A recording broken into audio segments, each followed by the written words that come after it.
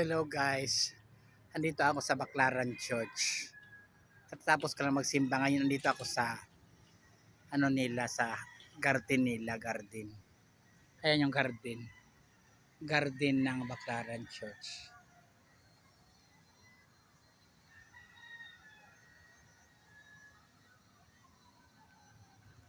Maganda yung garden, tahimik. Saka malinis. Masarap dito magpahinga sandali bago umuwi. Anyway, sa tabi ng garden, mayroong mga iba't ibang mga wall art. Ayan no. Wall art nila sa pader. Tingnan natin kung ano ibig sabihin ng mga ito.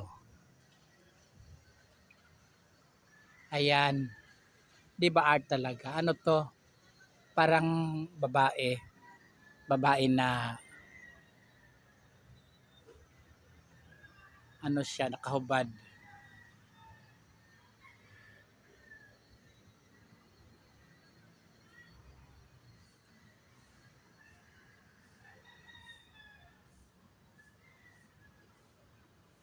Ngayon sa malapitan merong ayan. Parang may lalaki saka babae. Ito yung lalaki. Ito naman babae. Para silang kinakasal. So ngayon baka yung babaeng ito ayaw niyang makasal yung dalawa. Ayan o, tumutol siya. Ayoko makasal sila. Kami ang dapat ng lalaki. Parang yan ang ibig niya sabihin. Charot. Yan ang pagkakaano ko intindi sa drawing na ito. Maganda siyang tingnan kasi di ba karamihan ordinaryo lang yung pader. Sa kanila yung pader dito nilagyan nila ng mga art. Kaya interesting. Ayan.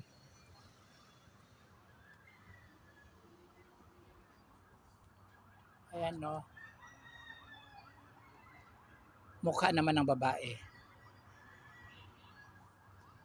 Tapos ito, mukha ng bata, parang bata yung nakabalot.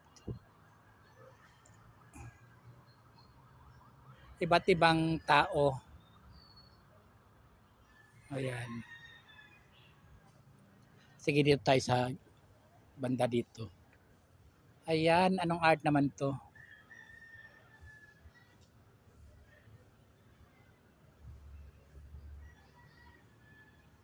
Diba? Ikaw nang bahala kung anong ibig sabihin nito. Ikaw nang bahala magbigay ng meaning. Ako yung meaning ko dito parang nanggigil yung lalaki, ito yung kamay niya dalawa. Kumanuno, nanggigil siya dahil galit na galit. Nag-away kasi sila ng misis niya. Yan yung misis niya. Oh. Tinali niya. Pagkatapos niyang itali, kasi galit na galit siya sa misis niya. Baka hindi pa nakapagsaing. Pag uwi niya galing sa trabaho, walang makain, galit na galit siya. Bakit? Saan ka nagpunta? Nakipagchismisan ka lang. Kaya nanggigil yung lalaki. Ayan. Yan ang ko pagkaintindi. Ayan. Ikaw ano intindi mo sa art na yan? Anyway, dito tayo.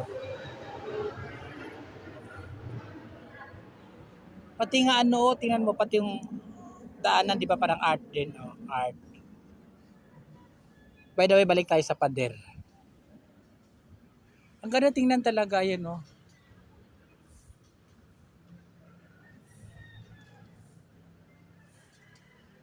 Parang to, mga katipunero.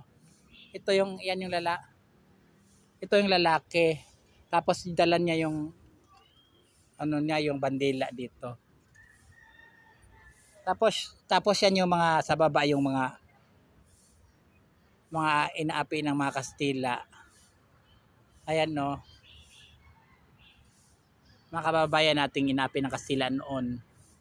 Art siya, 'di ba? Art sa pader, wall art. Oh. Ang paghihimagsik dahil sa pag-aapi ng mga Kastila nung panahon na 18th century. O, 'di ba? Yan ang kaintindi. Dito naman, ay ano, parang ano siya, parang araw. Ay ano araw. Tapos yung araw nilagyan ng mukha. O di ba? Ayan na yung ano ko araw, init para sa inyo, sabi niya. Binugan niya yung mga init niya. Para ano kayo, makapagtanim kayo. Yan, wala nang ulan araw na dito na ako. O yan siya. Oh. Diba? Iba rin yung intindi ko. Dito naman, yung lalaki, matandang lalaki, may dala siyang ilaw, ayan o.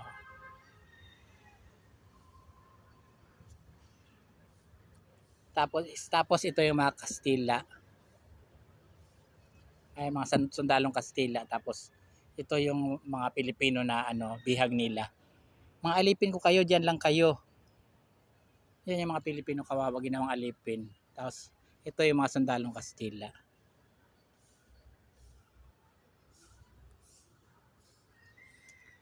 Diba? Nakagawa tayo ng ano, kwento dahil sa pader na to. Habang pinagmamasdan natin ang magandang art sa pader, nakakuha tayo ng kahulugan dito. Sa ating kung ano ibig sabihin, di ba? Ayan. Salamat sa panonood, guys.